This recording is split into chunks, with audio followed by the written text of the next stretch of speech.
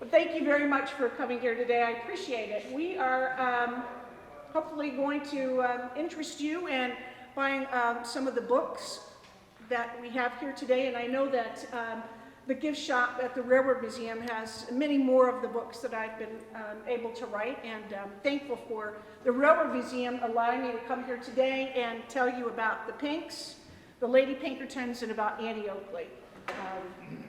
I picked some subjects that I don't think a lot of people know a lot about. We all know about Annie Oakley.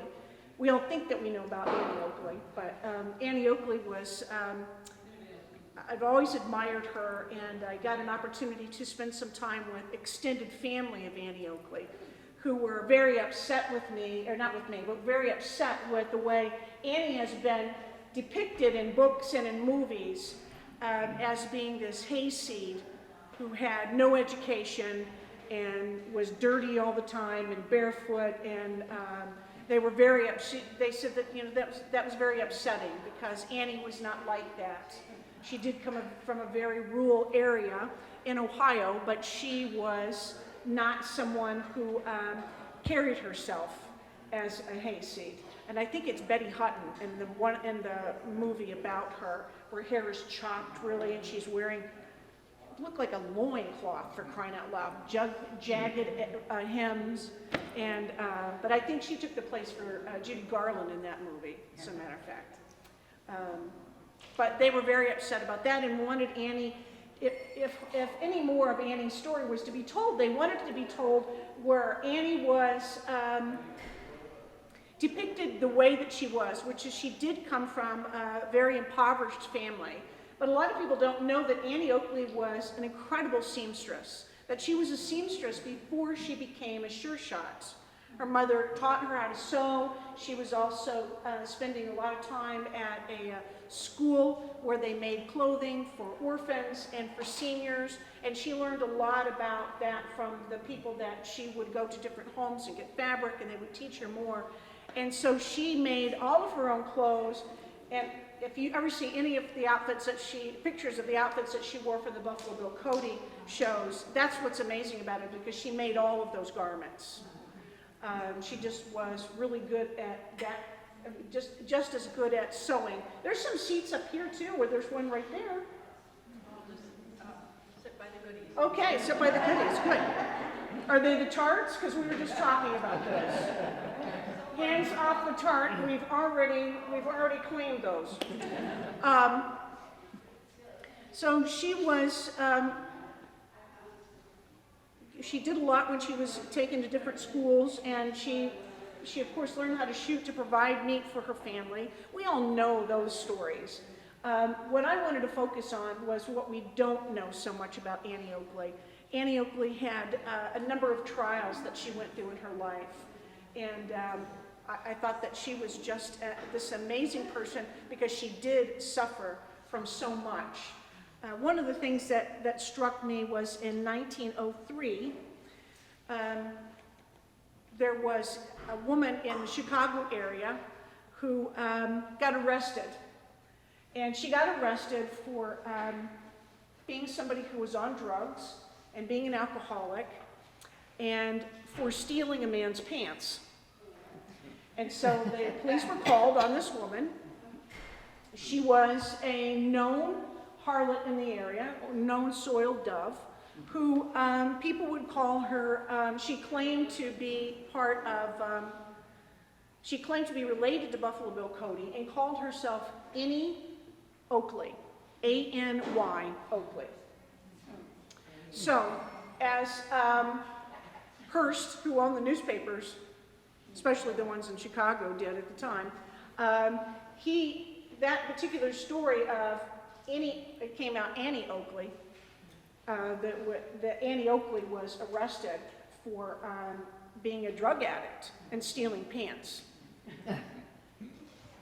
And Annie immediately contacted Hearst's paper and said, please retract this immediately. I haven't been in Chicago in many years. Please retract this. He didn't retract. Because Hearst, who owned 54 newspapers at that time across the United States found it to be, people read, you know, he was the early Star magazines. You've seen those when you check out, blind boy sees with ears, that kind of thing. You see that when you check out, well, his newspapers, he loved being able to capitalize on this sensational kind of news, and that's exactly what he did in this particular case. Is he printed it and printed it and printed it and kept printing it. And Annie Oakley, who had done her best to make sure that she was an educated lady and never yelled and never drank and comported herself with such dignity that it really did annoy her that she got to this particular point in her life that this is what people were saying about her. Even though, you know, it could be proved that it was not Annie Oakley, it didn't make any difference to Hearst. And so she decided that she would file suit against Hearst. And at that time, this is way before there were any class action suits, which later on there would be class action suits because she sued each one of his newspapers individually. And because of that, she won 53 of the 54 cases that she won as much as $1,000 and as little as 16 cents.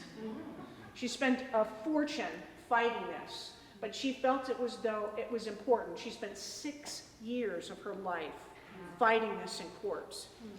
And I just thought it was absolutely amazing how she would, I've included some of the, in the book, some of the, I can't even think of the word now, the transcripts from the trial. So you can see how she would respond. And she was always very ladylike. She never raised her voice. I would have been shouting to the hills, but she never did do that. I mean, she could shoot. I would have been waiting for Hearst to come out of somewhere and shoot him, but she just, you know, and I think she would have been, at that time, perfectly within her rights to have done that. But she's been from 1903 to roughly 1910, 1909, right around in there before everything got completed. Everything got done. And I wanted to write about that aspect of her life. I've included in here the trial that she underwent was with her health. She had a lot of back trouble. Her initial back trouble came when she signed on with Cody Show right from the very beginning in the late 1880s, in the late 1880s, when she signed on with Cody Show. And she was involved, they traveled by train from place to place. And in one of the times when they were traveling, the train collided with another train, and it knocked her out of her berth, and Frank, her husband, out of the berth. But she went down on first her trunk was knocked onto the floor, and then she was knocked on top of a trunk, and then another trunk fell on her.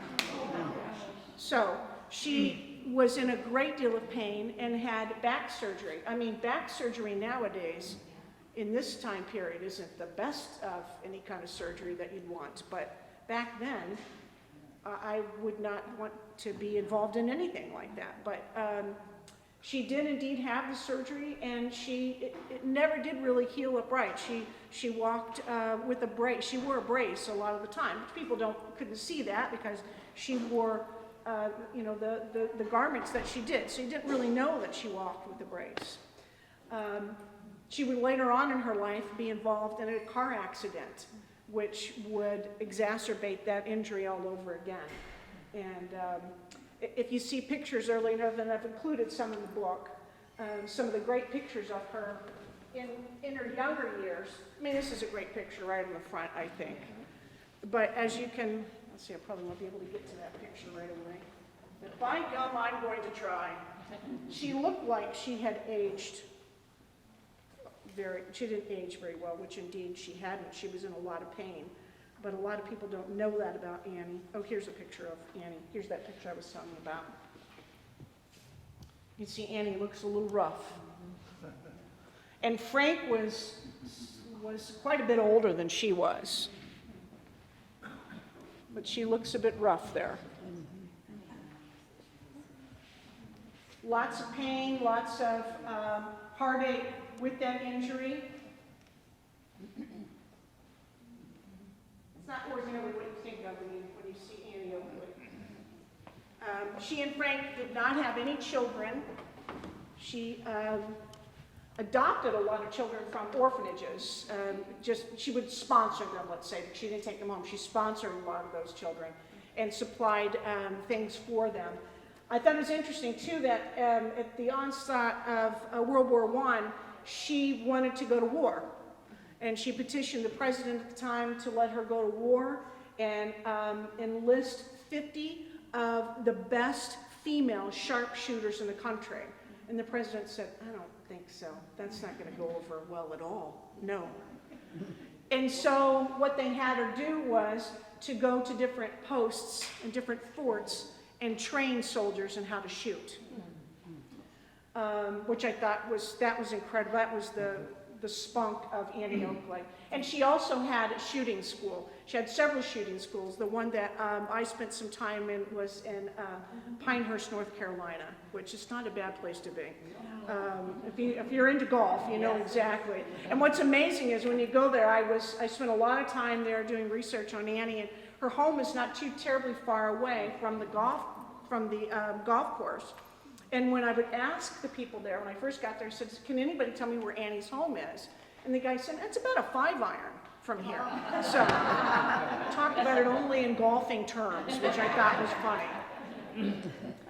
But just an amazing individual, and the shooting exploits that she engaged in.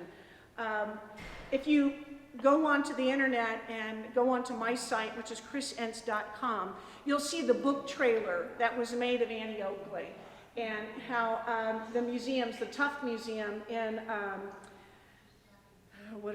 in North Carolina, let me use some of her footage of when she was shooting. They have the Thomas Edison did a shot of Annie Oakley shooting, so they let me use that. And then Annie and Frank both, but it ended up Annie continuing this process. But Annie Annie and Frank didn't have any children. They had dogs, and those dogs they would use in their shows. You want to sit right here? You can, or you can sit right here. And so one of the film footage in the book trailer is of Annie, who would shoot targets off of her dog's head. She had a Springer Spaniel, Cocker Spaniels, they had poodles, and they would set their dogs up across the stage and then put a little apple on their head and then shoot it off their head. For a while, Annie was doing that with Frank, until the president said, listen, I don't think you should do this if you sneeze. And she was very much aware that, like, oh, you know what, you're absolutely right. And then she stopped doing it after a while with the dog as well. But this particular footage, that's what makes it so cool, is this footage is her shooting the target off the dog's head. And the dog is she's petting him, he's excited. He's excited with it. I don't know how you could be excited, but he is. He's not at all nervous about this. And so she went through an awful lot in her life. And I love the relationship that she had with Frank, because they were married almost 52 years. And when she dies, and Frank hears about this because Annie is visiting with her niece in another state, when he hears that Annie has passed away, he is so distraught, he stops eating, and he dies 17 days later. It's just this wonderful love affair that they had. And they were able to travel all over the country, and Frank was great with her because he recognized right off that people wanted to come and see Annie Oakley. They didn't want to come and see Frank Butler. And so he choreographed a lot of what she did. Her shooting backwards off a horse, he choreographed those things. He made sure that there's a movie with Barbara Stanwyck, and that movie, in the sense of Frank teaching Annie to do all these tricks, that part of the movie is the only thing that's true. But that part of the movie is very accurate, and it's very sweet. So Annie Oakley, and I hope that you enjoy reading about her because she really was an amazing woman. But this particular, it's not all, I don't want you to think, oh, it's such a downcast book. It's not. It's just about her trials and how she overcame them, which I think nowadays we need to know more of. How you pick yourself up and go from being afflicted with all those bad things that happen to you.